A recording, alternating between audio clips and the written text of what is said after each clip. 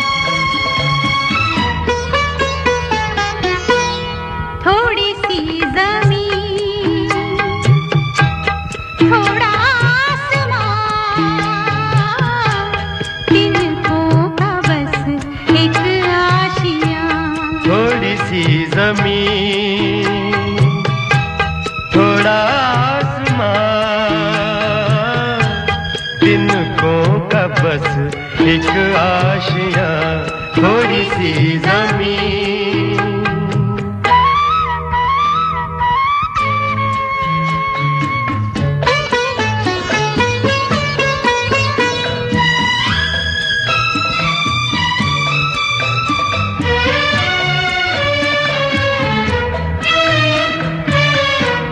मांगा है जो तुमसे वो ज्यादा तो नहीं है, देने को तो जान दे दे वादा तो नहीं है। मांगा है जो तुमसे वो ज्यादा तो नहीं है, देने को तो जान दे दे वादा तो नहीं है। कोई तेरे वादों पे, कोई तेरे वादों पे जीता है कहाँ, तिनको का बस एक आशिया थोड़ी सी जमीन, थोड़ा आसमां, तिनको का बस एक आशिया, हो थोड़ी सी जमीन।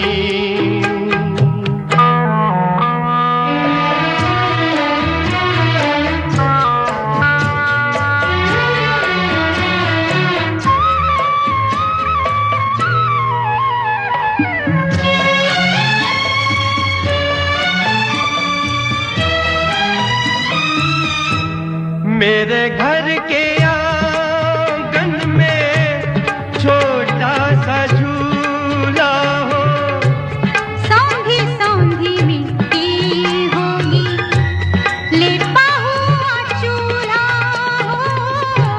मेरे आंगन में छोटा सा झूला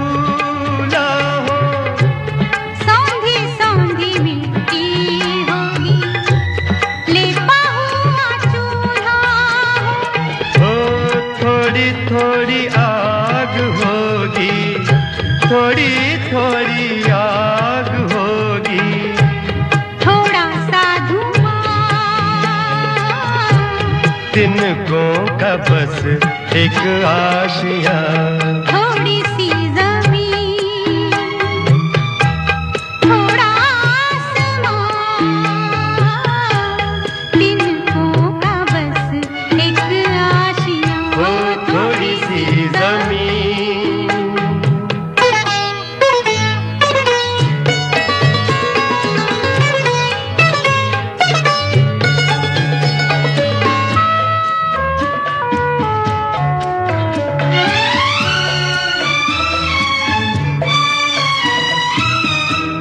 रात कट जाएगी तो कैसे दिन बिताएंगे, बाजरे के खेतों में कौवे उड़ाएंगे, रात कट जाएगी तो कैसे दिन बिताएंगे, ला ला ला ला ला ला ला ला ला ला ला ला। हो बाजरे के सिट्टों जैसे, बाजरे के सिट्टों जैसे बेटे हो जवान,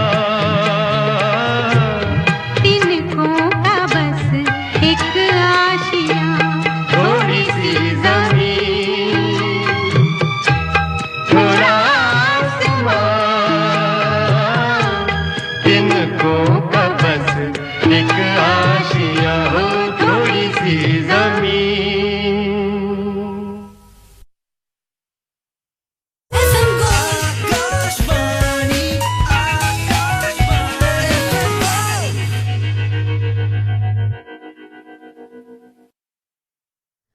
जी हाँ, आकाशवाणी एफएम गोल्ड जिसे आप सुन रहे हैं 100.1 मेगाहर्ट्ज पर।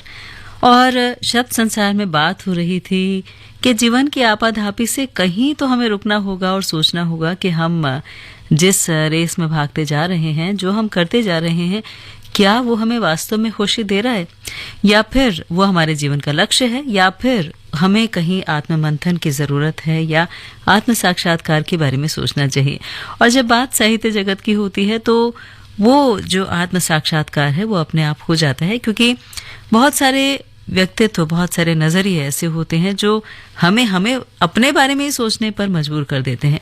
खासतौर पर किताबें, जब कोई भी किताब आप पढ़ते हैं तो कहीं ना कहीं वो आपकी ज़िंदगी से ज़रूर जुड़ जाती है और ऐसा लगता है कि शायद ये किताब हमारे लिए ही कही गई हो या लिखी गई हो। अब आजकल के दौर की अगर हम बात करते हैं, इंटरनेट का दौर है ये, तो फिर किताबों से हमारा लगाव कहीं ना कहीं कम होता जा रहा है। शायद यही वजह है कि आजकल पुस्तकालय भी सिमट रहे हैं। अब ऐसे में अगर साहित्य से जोड़ना है, किताबों से अपने आप को जोड़ना है, तो कुछ ना कुछ तो करना होगा। और यही पहल की गई है दक्षिण कोरिया में। जानते हैं वहाँ क्या हुआ है? वहाँ पर जो नई पीढ़ी है उसके लिए पुस्तकालय जाना तो आजकल बहुत पुरानी और आउटडेटेड बात हो गई है, लेकिन मॉल जाना लोग बहुत पसंद करते हैं। तो वहाँ पर यही किया गया है कि मॉल में ही पुस्तकालय बनाना शुरू कर दिया गया है। तो ऐसा पुस्तकालय जहाँ जो सियोल के सबसे बड़े मॉल में खोला गया है, जहाँ पर बहुत सारे लोग आते हैं दोस्तों और किताबें पढ़ते हैं। तो ये जो एक पहल है ये बहुत अच्छी है, क्योंकि इससे जो बच्चे हैं वो भी जुड़ रहे हैं, युवा भी जुड़ रहे हैं, और किताबों की तरफ उनका जो खिंचाव है, उनका जो आकर्षण है वो बढ़ रहा है। तो पुस्तकालय की तरह वहाँ पर कुर्सियाँ लगाई गई हैं, मेज़ लगाई गई है, और वहाँ पर लोग आते हैं, पढ़ते हैं, बच्चों को लेकर आते हैं। तो ये जो अपने आप को जोड़ना है हमारी कला से, हमारी संस्कृति से, हमारे साहित्य से जुड़ने का एक जो प्रयास है, ये बहुत अच्छा है। और कोशिश यही है या सोच यही है और हमारी प्रार्थना भी यही है कि काश ऐसा हमारे जो भारत है उसमें भी जल्दी ही हो जाए और हम भी किताबों से अपनी दोस्ती को वापस फिर से बढ़ा सकें।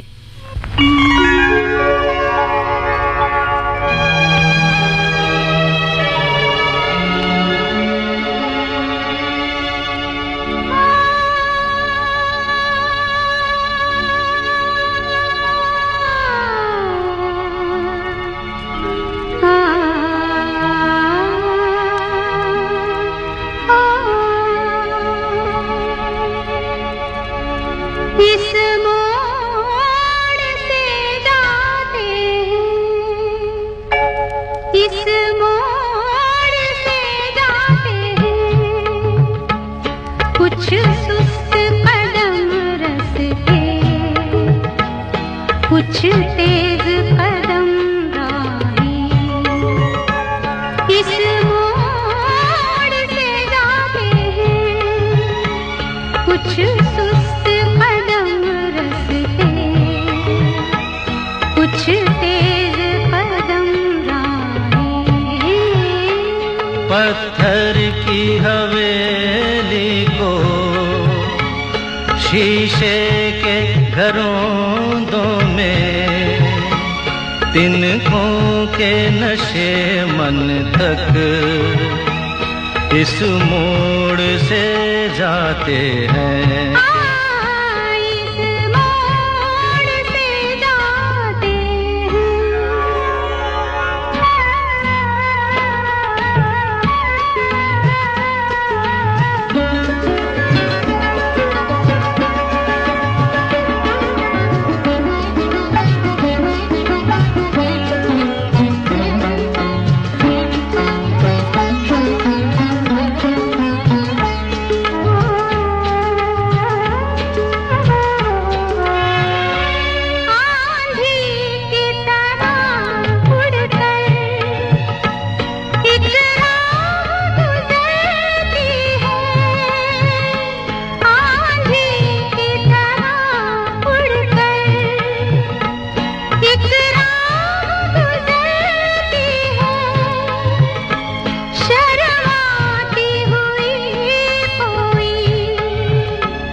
कदमों से उतरती है इन रेशमी राहों में, एक राह तो वो होगी तुम तक जो पहुंचती है, इस मोड़ से जाती है, इस मोड़ से जाते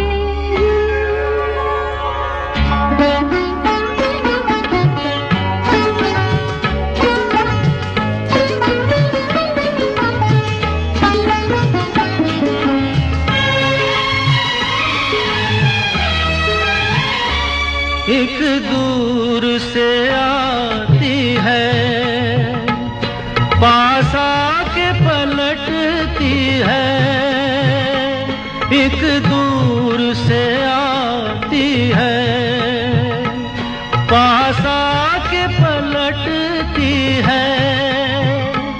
एक राह अकेली सी रुकती है ना चलती है। ये सोच के बैठी हूँ एक राह तो वो होगी तुम तक जो पहुँचती है, इस मोड़ से जाते हैं, इस मोड़ से जाते हैं, कुछ सुस्त कदम रस्ते, कुछ तेज कदम राहें। पत्थर की हवेली को शीशे के घरों में तिनकों के नशे मन तक इस मोड़ से जाते हैं। इस मोड़ से जाते हैं।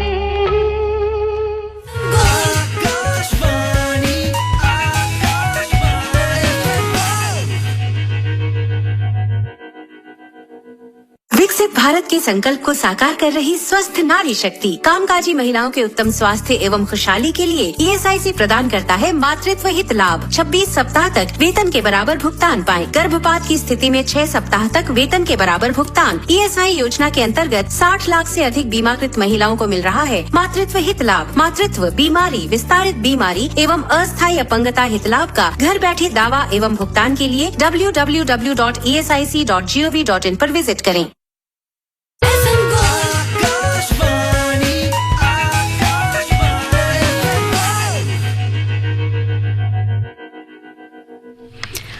जी हाँ, तो बात शब्द संसार की, साहित्य की, हमारे जीवन की, हमारे आत्म साक्षात्कार की, और ऐसे ही बातें हम शब्द संसार में आपसे करते हैं और आपसे मिलवाते हैं किसी न किसी ऐसी शख्सियत को जो इन सब चीज़ों को हमारी ज़िंदगी से जोड़ती है। जैसे आज हम मिलवा रहे हैं आपको हरविलास शारदा जी से, जिनका जन्म हुआ था 3 जून 1867 को। भारत के प्रसिद्ध शिक्षाविद, राजनेता, समाज सुधारक, न्यायविद और लेखक। तो बहुत कुछ उन्होंने लिखा। उन्होंने हिंदू सुपीरियरिटी नाम का एक ग्रंथ लिखा और बहुत बहुत सारी बातें जो हैं उनकी रचनाओं में हमें देखने के लिए मिलती हैं। ग्रंथों की बात करते हैं तो महाराजा कुंभा, महाराजा सांगा, शंकराचार्य और दयानंद, लाइफ ऑफ स्वामी दयानंद सरस्वती, ये उन्होंने लिखा। तो इतना कुछ जो उन्होंने कहा, जो लिखा, उससे हमारे समाज में कहीं ना कहीं परिवर्तन आया। बहुत सी सभ्यताओं के बारे में हमें पता लगा और हम अपनी ही संस्कृति को, अपने ही भारत को और अच्छी तरह से जान पाए। तो हमारी तरफ से धन्यवाद, साधुवाद कि उन्होंने हमारे जीवन में एक नए अध्याय को जोड़ने के लिए अपना जीवन दिया।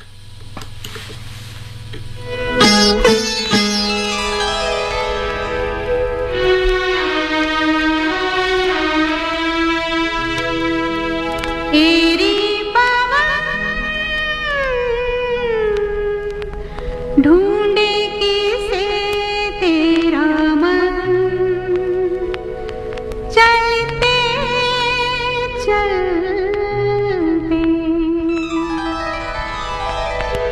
तेरी पवन, ढूंढे किसे तेरा मन, चलते चलते तेरी पवन, ढूंढे किसे तेरा मन, चलते चलते बावरी सी तू फिरे, कौन है तेरा सजन, ओ तेरी पवन, ढूंढे किसे तेरा मन, चलते चलते।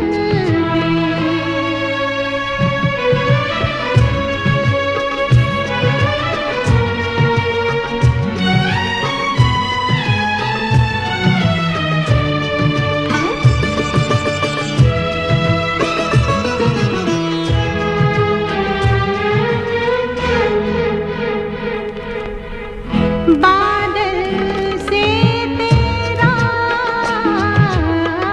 क्या है कुछ नाता, हो बादल से तेरा क्या है कुछ नाता, काहे झूमे नाचे गाए, काहे झूमे नाचे गाए, आए जब सावन बावरी सी तू फिरे, कौन है तेरा सजन, हो तेरी पवन, ढूंढे किसे तेरा मन, चलते चलते।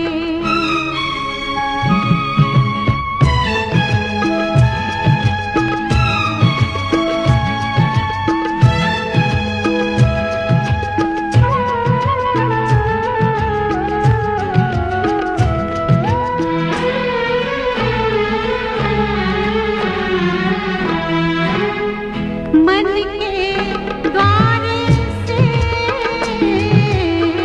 चोरी चुपके से, हो मन के द्वार से चोरी चुपके से, सपनों की तू पायल बांधे, सपनों की तू पायल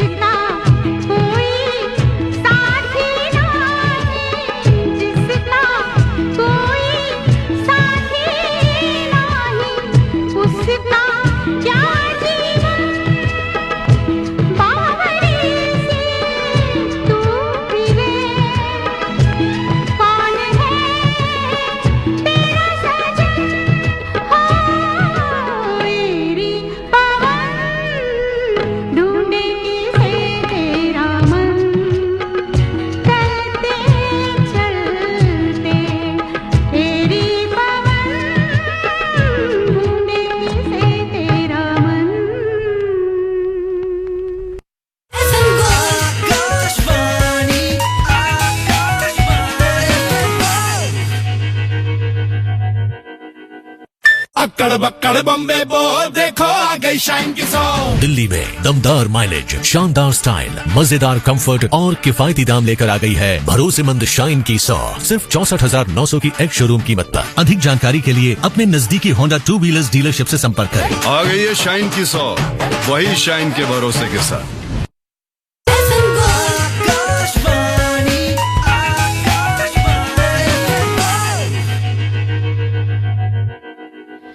दस बजकर 34 और 11 second. Akashvani FM gold 100.1 megahertz और बात शब्द संसार की।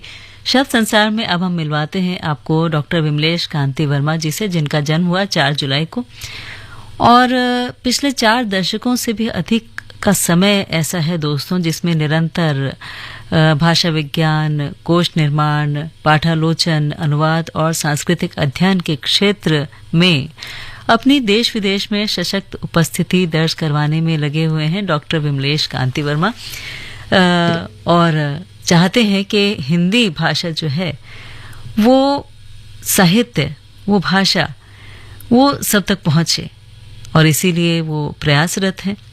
अगर उनके काम की बात करते हैं तो भाषा तो जैसे हमने आपको बताया कि हिंदी है ही, साथ ही साथ संस्कृत, अंग्रेजी और बल्गारियन भाषा में भी वो लिखते हैं। उनके विशेष योगदान की बात करते हैं तो भाषा विज्ञान, कोश निर्माण और अनुवाद में उल्लेखनीय योगदान है उनका। बात करते हैं उपाधि की तो महापंडित राहुल सांस्कृत्यायन पुरस्कार उन्हें मिला है।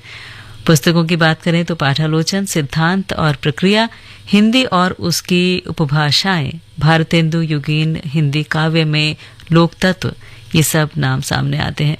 तो हिंदी के अंतर्राष्ट्रीय प्रचार प्रसार का दृढ़ संकल्प लिए डॉक्टर विमलेश कांति वर्मा टोरंटो विश्वविद्यालय कनाडा, सोफिया विश्वविद्यालय बल्गारिया और साउथ पैसिफिक विश्वविद्यालय फिजी में हिंदी भाषा और साहित्य का अध्यापन और विदेशी हिंदी शिक्षकों के प्रशिक्षण के अलावा विभिन्न विश्व हिंदी सम्मेलनों और क्षेत्रीय हिंदी सम्मेलनों में सक्रिय सहभागिता कर चुके हैं। वो हिंदी जिसे हम शायद अपने जीवन में कहीं ना कहीं उतना महत्व नहीं देते हैं जितना कि डॉक्टर विमलेश दे रहे हैं। तो उनके इस प्रयास के लिए बहुत बहुत सराहना और बहुत सी शुभकामनाएं।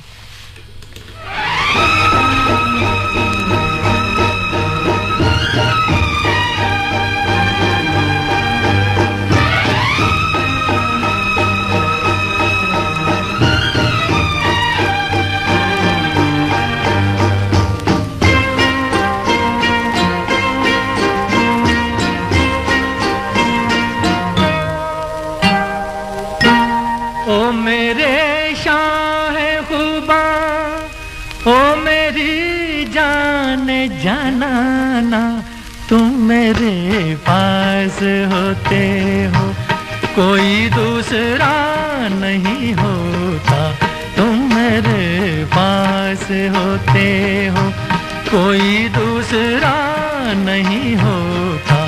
ओ मेरे शाह खुबा, ओ मेरी जान जनाना, तुम मेरे पास होते हो कोई दूसरा नहीं होता।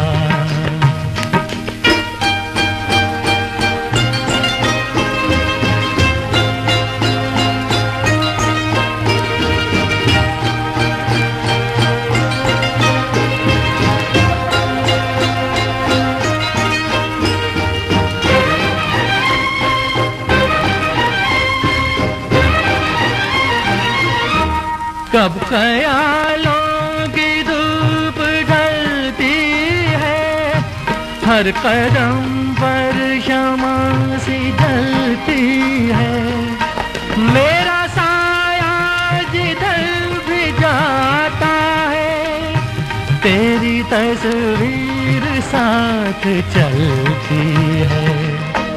ओ मेरे शाह खुबा, ओ मेरी जान जनाना, तुम मेरे पास होते हो कोई दूसरा नहीं होता, तुम मेरे पास होते हो कोई दूसरा नहीं होता।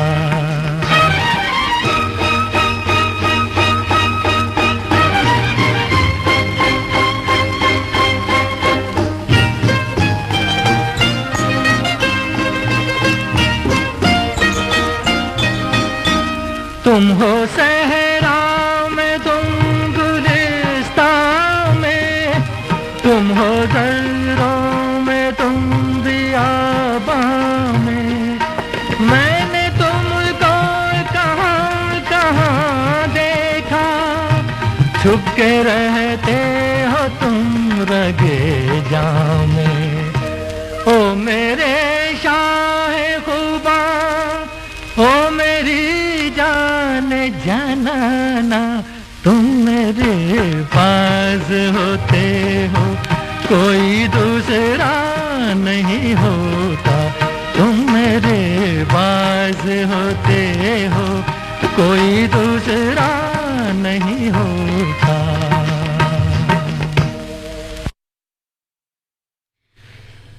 जी हाँ, जब आप हमारे साथ होते हैं तो कोई दूसरा नहीं होता, लेकिन बातों का सिलसिला भी तो खत्म नहीं होता। अच्छा, बातों में कुछ थोड़ा सा एक नया एंगल जोड़ते हैं या एक नए तरीके से, एक नए नजरिए से बात करते हैं। गीता का एक श्लोक है, यदा यदा ही धर्मस्य ग्लानिर्भवति भारतः अभ्युत्थानम् अधर्मस्य तदात्मानं सृजाम्यहम् परित्राणाय साधूनां विनाशाय च दुष्कृतां धर्म संस्थापनार्थाय संभवामि युगे युगे। इस श्लोक को हम सब ने बहुत बार सुना है दोस्तों, बहुत बार पढ़ा है, लेकिन अगर उर्दू शायरी में अनुवाद की बात करते हैं तो इसे सुनिए। फराज से इंसान हो बेजार जब, हो माहौल सारा गुनहगार जब, बुरे लोगों का बोलबाला रहे, न सच बात को कहने वाला रहे, कि जब धर्म का दम भी घुटने लगे, शराफत का सरमाया लुटने लगे, तो फिर जग में होना है जाहिर मुझे, जहां भर में रहना है हाजिर मुझे। बुरे जो हैं उनका करूं खात्मा, जो अच्छे हैं उनका करूं मैं भला, धर्म का जमाने में हो जाए राज, चले नेक रस्ते पे सारा समाज, इसी वास्ते जन्म लेता हूं मैं, नया संदेश देता हूं मैं। आप भी सोच रहे होंगे कि उर्दू शायरी में अनुवाद की बात हम क्यों कर रहे हैं, तो बात हम कर रहे हैं अनवर जलालपुरी जी की, जिनका जन्म हुआ था 6 जुलाई को, और उन्होंने श्रीमद् भागवत गीता का उर्दू शायरी में अनुवाद किया। यही अनुवाद हमने आपको सुनाया। उन्होंने राहरो से रहनुमा तक उर्दू शायरी में गीतांजलि और भगवत गीता के उर्दू संस्करण, उर्दू शायरी में गीता पुस्तकें लिखी, जिन्हें काफ़ी सराहा गया दोस्तों। जानते हैं शुरुआत कैसे हुई? वो खुद ये बताते थे कि पहले 1982 में गीता पर पीएचडी के लिए उन्होंने रजिस्ट्रेशन कराया था, लेकिन जब अध्ययन शुरू किया तो लगा कि ये विषय बहुत बड़ा है और शायद वो इसके साथ न्याय ना कर सकें। लेकिन कवि होने के नाते उन्होंने जो श्लोक थे उनका उर्दू में अनुवाद करने की कोशिश की। पहले ये काम धीमा चला, लेकिन फिर इसमें तेजी आई और फिर ये काम मुकम्मल भी हुआ। तो बहुत से सम्मान मिले, इफ्तिखारे मीर सम्मान, गज़ल संग्रह पुरस्कार, उत्तर प्रदेश गौरव सम्मान, बिहार उर्दू अकादमी सम्मान, यश भारती सम्मान, सांप्रदायिक एकता सम्मान, ये सब सम्मान जो मिले वो हमारे दिल में भी उनके लिए एक अलग जगह बनाते हैं दोस्तों। 2 जनवरी 2018 को लखनऊ में वो हमसे हमेशा के लिए जुदा हो गए, लेकिन उनका जो काम है वो शायद हमेशा हमेशा के लिए एक अमिट छाप छोड़ता जा रहा है हम सभी के दिलों में, और ऐसे ही हमेशा छोड़ता रहेगा। नाम खुदा का ले जरा, सबक शुरू कर बिस्मिल्लाह।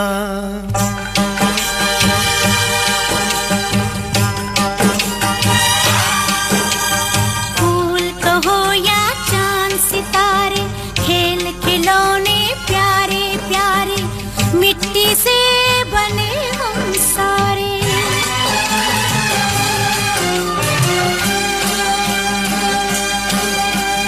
बोल दो मीठे, बोल दो मीठे बोल सोनिए, है भेद दिलों के खोल सोनिए। अरे बोल दो मीठे बोल सोनिए, है भेद दिलों के खोल सोनिए। सोने का है मोल, सोने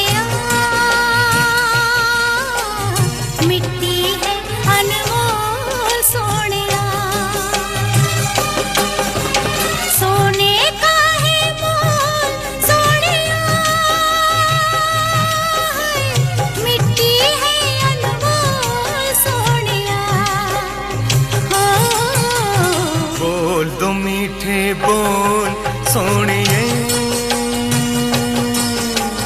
भेद दिलों के खोल सोनिए।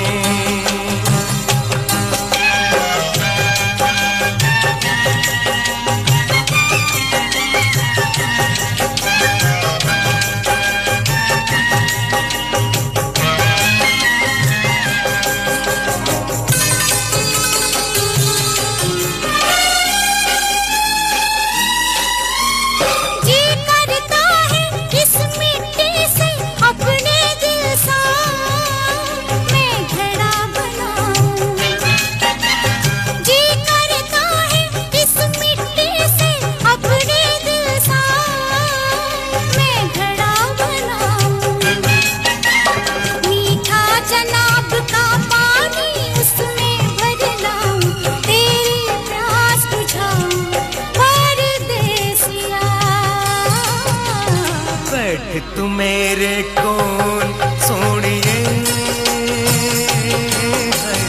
बैठ तू मेरे कोल सोनिए। बोल तो मीठे बोल सोनिया, वेद दिलों के खोल सोनिया।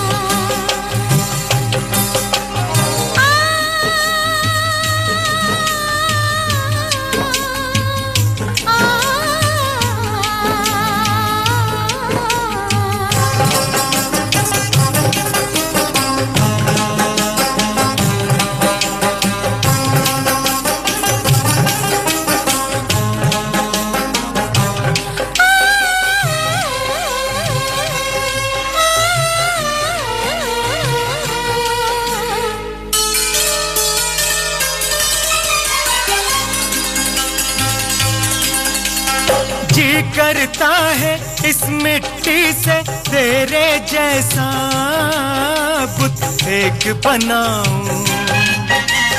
जी करता है इस मिट्टी से तेरे जैसा बुत एक बनाऊं।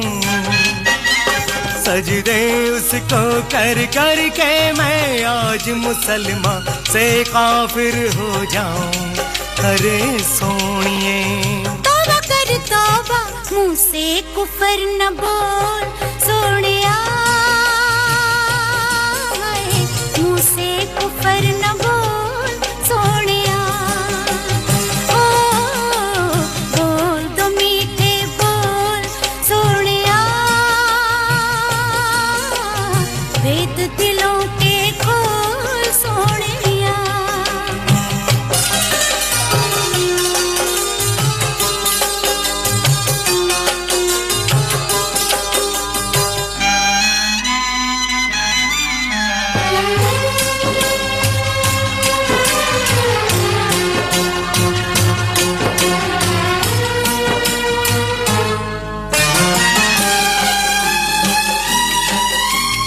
जी करता है इस मिट्टी से तेरे लिए मैं घर एक बनाऊं। जी करता है इस मिट्टी से तेरे लिए मैं घर एक बनाऊं। ओ इस दुनिया से दूर कहीं तुझको ले जाऊं, देख सके तुझको ना कोई छू सके। चल फिर मिट्टी घोल सोनिया, चल फिर मिट्टी घोल सोनिया। अरे बोल तो मीठे बोल सोनिए, है भेद दिलों के खोल सोनिए। सोने का है मोल सोनिया, मिट्टी है अनमोल सोनिया। सोने का है मोल सोनिया, मिट्टी है अनमोल सोनिया।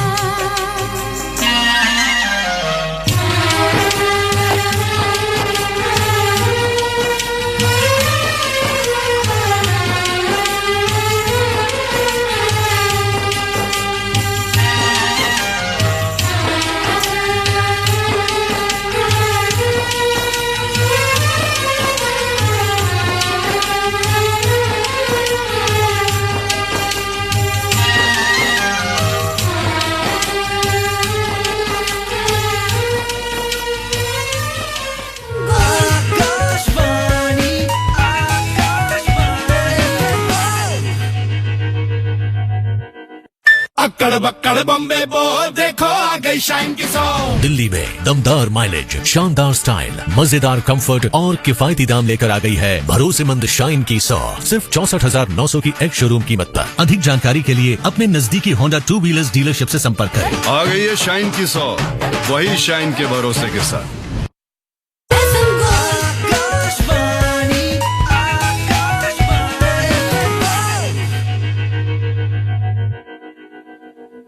आकाशवाणी एफएम गोल्ड और ये है शब्द संसार। शब्द संसार में बातें बहुत सारे साहित्यकारों की जो कहीं ना कहीं हमें हमारी जिंदगी से ही जोड़ते हैं। अब बात करते हैं प्रताप नारायण मिश्र की, जो आधुनिक हिंदी निर्माताओं में से एक हैं। अगर हम बात करते हैं उनके लेखन की, तो लेखक के रूप में या कवि और पत्रकार के रूप में उन्होंने विशेष प्रसिद्धि पाई थी दोस्तों। उनकी भारतेंदु हरिश्चंद्र में अनन्य श्रद्धा थी और जो उनकी विशेषता थी लिखने की, जो उनका कार्यक्षेत्र था, वैसे तो हिंदी साहित्य था, लेकिन साथ ही साथ हिंदी, उर्दू, बंगला, फारसी, अंग्रेजी और संस्कृत में भी उन्होंने लिखा। अगर हम बात करते हैं उनकी रचनाओं की, तो काव्य में नाम आता है कानपुर महात्म्य, तृप्त्यंताम या तारापति पच्चीसी, दंगल खंड, प्रार्थना शतक, प्रेम पुष्पावली, फाल्गुन महात्म्य या मन की लहर, युवराज कुमार स्वागतांते, श्रृंगार विलास, श्री प्रेम पुराण, होली है। नाट्य साहित्य की बात करते हैं तो कली कौतुक, जुआरी खुआरी, हठी हमीर, संगीत शाकुंतल, भारत दुर्दशा, कली प्रवेश, दूध का दूध और पानी का पानी। निबंधों में हम बात करें तो 200 से ज़्यादा निबंध जो है वो संग्रहित हैं प्रताप नारायण ग्रंथावली में। और आत्मकथा की बात करें तो प्रताप चरित्र जो है ये संकलित है। उपन्यास में अमर सिंह, इंदिरा, कपाल कुंडला, देवी चौधरानी या राज सिंह राधा रानी, ये सब जो है वो अनुवाद हैं उनके द्वारा किए गए। ख़ासतौर पर जो बंकिम चंद्र के उपन्यास थे उनका अनुवाद, और कहानी में कथा बाल संगीत, कथामाला, चरिताष्टक, ये सब नाम आते हैं। तो ज़्यादातर अगर उनकी शैली की बात करते हैं तो उसमें विचारात्मक शैली, व्यंग्यात्मक शैली शामिल रही। हास्य और व्यंग के पुट भी मिले। कई बार भाषा संयत थी, गंभीर थी, जिससे ये पता लगता है कि अगर हम जीवन को नापें, जीवन को तोलें, तो सब कुछ, सारे रंग, सारे जो शैलियां हैं वो उसमें सम्मिलित होती हैं। और प्रताप नारायण मिश्र ने इन सब शैलियों को अपने लेखन में, अपने कार्य में, अपनी साहित्य साधना में शामिल किया।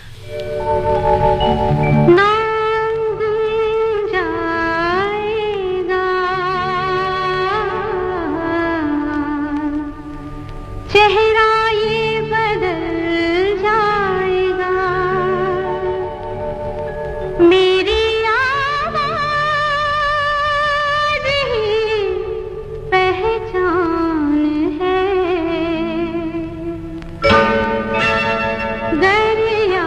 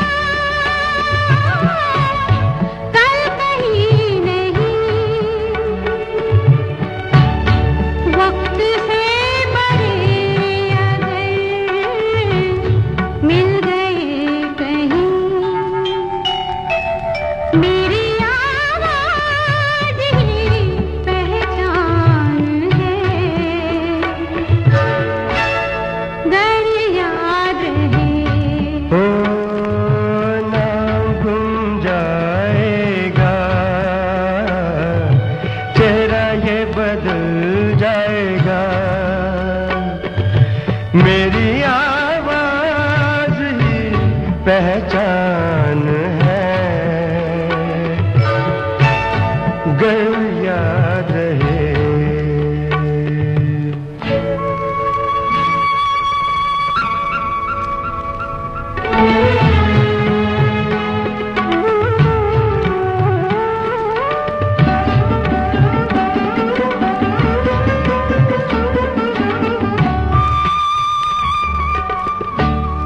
जो गुजर गई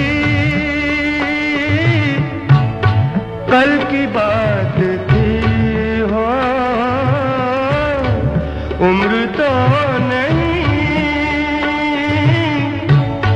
एक रात थी, रात का सिराग फिर मिले कहीं। मेरी आवाज ही पहचान है, गर याद रहे।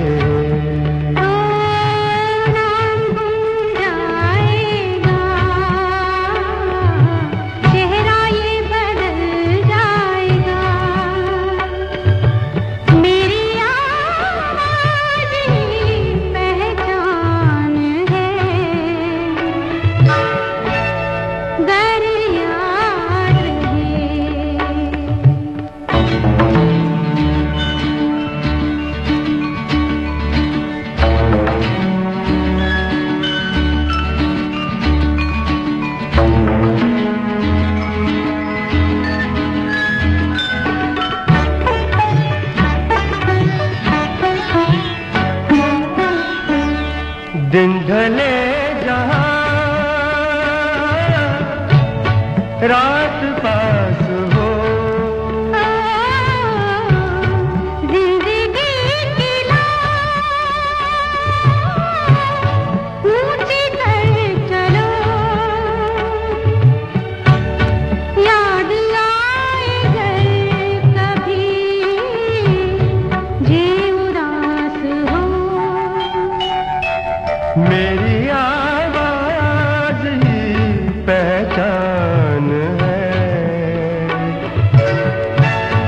गर याद रहे। नाम गुम जाएगा, चेहरा ये बदल जाएगा। मेरी आवाज ही पहचान है, गर याद रहे। जी हाँ, आवाज़ ही पहचान है, गर याद रहे। और ऐसे ही काम ही पहचान है, गर याद रहे। तो ऐसे ही काम को हम याद करते हैं, साहित्य जगत से जुड़े बहुत सारे कामों को। रणधीर सिंह जी का नाम लें तो उनका जन्म हुआ था 7 जुलाई को, इसीलिए हम बात कर रहे हैं। उन्होंने बहुत सारा काम किया दोस्तों। उनकी सशक्त लेखनी ने, उनकी जो काव्य प्रतिभा थी, उसने बहुत कुछ दिया हमें। पंजाबी भाषा में उन्होंने लिखा और बहुत से कार्य उन्होंने किए, जीवन को बदलाव दिए, जीवन दर्शन दिया, सिख जीवन दर्शन का गहन अध्ययन किया और उसे हम तक पहुंचाया भी। फिलहाल बात उनकी हमने की, साथ ही बात करते हैं माधवी सरदेसाई की, जो भारत की महिला साहित्यकार थी और कोंकणी साहित्यिक जर्नल की संपादक भी थी। उन्होंने भी बहुत कुछ हमें दिया, साहित्य अकादमी पुरस्कार से उन्हें नवाजा भी गया दोस्तों। तो उन्होंने भी अपनी साहित्य साधना से हमारे जीवन में काफ़ी कुछ जोड़ा। संपादक होने के साथ साथ उन्होंने कोंकणी भाषा, साहित्य, भाषा विज्ञान पर भी महत्वपूर्ण कार्य किया। फिलहाल बातें तो बहुत सारी हैं लेकिन समय का अभाव है, तो फिलहाल पूनम को दीजिए इजाज़त, लेकिन आप कहीं मत जाइए, कुछ ही देर में आप सुन सकेंगे समाचार।